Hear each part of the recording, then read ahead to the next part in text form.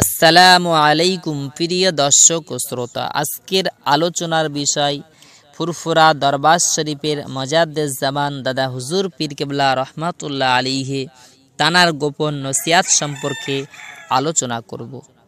দাদা হুজুর পীর কেবলা রহমাতুল্লাহ আলাইহি তানাকে আল্লাহ পাক রব্বুল আলামিন 5টি নেক সন্তান দান করেছিলেন। আল্লাহ পাক রব্বুল আলামিন দাদা হুজুর পীর কেবলা রহমাতুল্লাহ আলাইহিকে তিনি মুজাদ্দেদ করেছিলেন।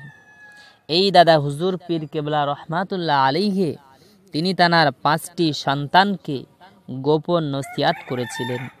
দাদা হুজুর পীর কেবলা রহমাতুল্লাহ আলাইহি তিনি তানার 5টি সন্তানকে ডাকলেন এবং ডেকে বললেন যে আমি যখন থাকবো না, আল্লাহর ডাকে সাড়া দিয়ে চলে যাব, তারপরে যদি তোমাদের 5 ভাইয়ের মধ্যে যদি কোনো গণ্ডগোল তৈরি হয়, তাহলে তোমরা 5 ভাই একটি ঘরের ভিতরে চলে যাবে।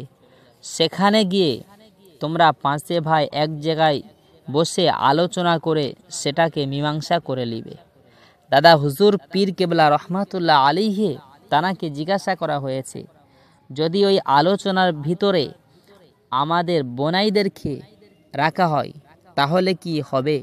দাদা হুজুর পীর কেবলা রহমাতুল্লাহ আলাইহি তিনি বলেছিলেন, না, তোমরা আমার সন্তান, ওরা তো আমার সন্তান নয়, তাই তোমরা 5 ভাই তোমাদের ভিতরে কোনো গণ্ডগোল যদি তৈরি হয় তাহলে তোমরা 5 ভাই একটি ঘরের ভিতরে চলে যাবে, সেখানে আর কেউ থাকবে না, সেখানে গিয়ে তোমরা আলোচনা করে মীমাংসা করে নিবে। দাদা হুজুর পীর কেবলা রহমাতুল্লাহ আলাইহি তিনি যে নসিহাতটা করেছেন, এই নসিহাত থেকে আমাদেরকে কি শিক্ষা দিয়ে গিয়েছেন জানেন?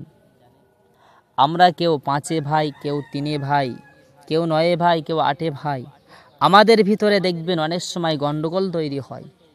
আমরা বাইরের মানুষদেরকে এনে আমরা সেটাকে মীমাংসা করতে চাই, কিন্তু কোনো জায়গায় সমস্যা তৈরি হয়ে যায়। কেউ মানে আবার কেউ মানে না, দুটি পার্ট তৈরি হয়ে যায়।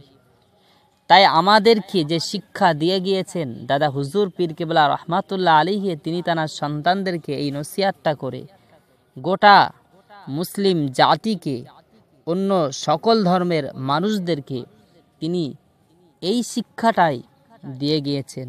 আর এই শিক্ষাটাই আমাদের জন্য যথেষ্ট।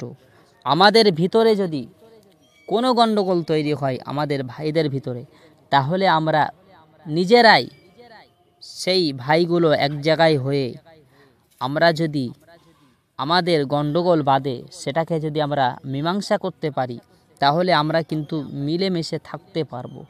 আর যদি বাইরের কোনো মানুষদেরকে এনে সেটাকে মীমাংসা করতে চাই, তাহলে কিন্তু আমরা একত্রিত হয়ে থাকতে পারবো না। আমাদের ভিতরে কিন্তু ওই গণ্ডগোল লেগেই থাকবে। আমরা কিন্তু 3 ভাই কি 5 ভাই কি 8 ভাই 10 ভাই আমরা কিন্তু সবাই একসাথে থাকতে পারবো না, পৃথক পৃথক হয়ে যাব। তাই দাদা হুজুর পীর কেবলা রহমাতুল্লাহ আলাইহি তিনি তার সন্তানদেরকে যে নসিহাত করেছিলেন যে আমার সন্তানেরা, যদি তোমাদের ভিতরে কোনো গণ্ডগোল তৈরি হয় তোমরা একটি ঘরের ভেতরে চলে যাবে, সেখানে গিয়ে তোমরা নিজেরাই সেটাকে মীমাংসা করে নেবে, যদি মারপিটও করতে হয় তাও করবে। তানার আওলাদেরা বলেছিলেন যদি আমাদের বোনাইদেরকে তার ভিতরে রাখি হবে, দাদা হুজুর না বলেছিলেন।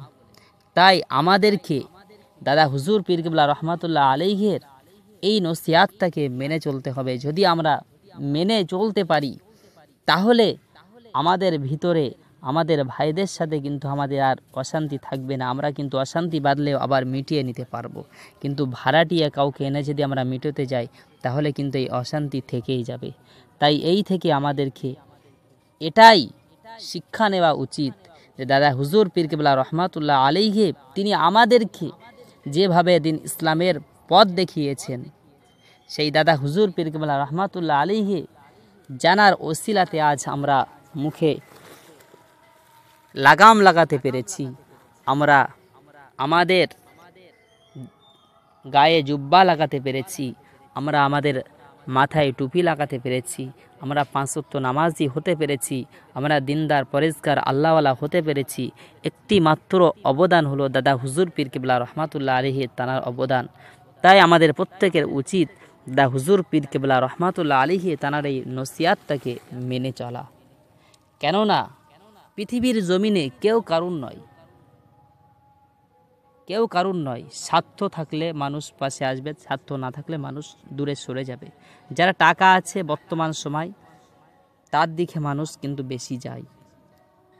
তাই আমরা প্রত্যেকে আমাদের ভাইদের ভিতরে আমরা যেন অশান্তি না রাখি।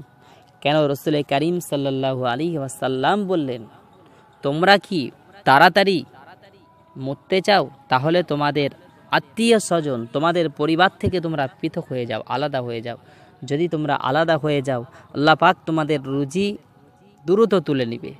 আর যদি তোমরা তোমাদের আহাল, তোমাদের পরিবার, তোমাদের আত্মীয় স্বজন, তাদের সাথে যদি তোমরা ভালো ব্যবহার করে থাকতে পারো, তাদের সাথে যদি আত্মীয়তা রেখে থাকতে পারো, যদি তাদের সাথে তোমরা দুর্ব্যবহার না করো, তাদের সাথে মিলেমিশে থাকো, তাহলে তোমাদের রুজিকে আল্লাহ বৃদ্ধি করে দেবেন এবং তোমাদের হায়াতকে আল্লাহ দীর্ঘ করে দেবেন। তাই আমরা আমাদের পরিবার, আমাদের আত্মীয় স্বজন সবার সাথে আমরা ভালো ব্যবহার করব, তাদের সাথে আমরা মিলেমিশে চলব। আল্লাহ পাক রব্বুল আলামিন আমাদেরকে এই তৌফিক দান করেন। আল্লাহুম্মা আমিন।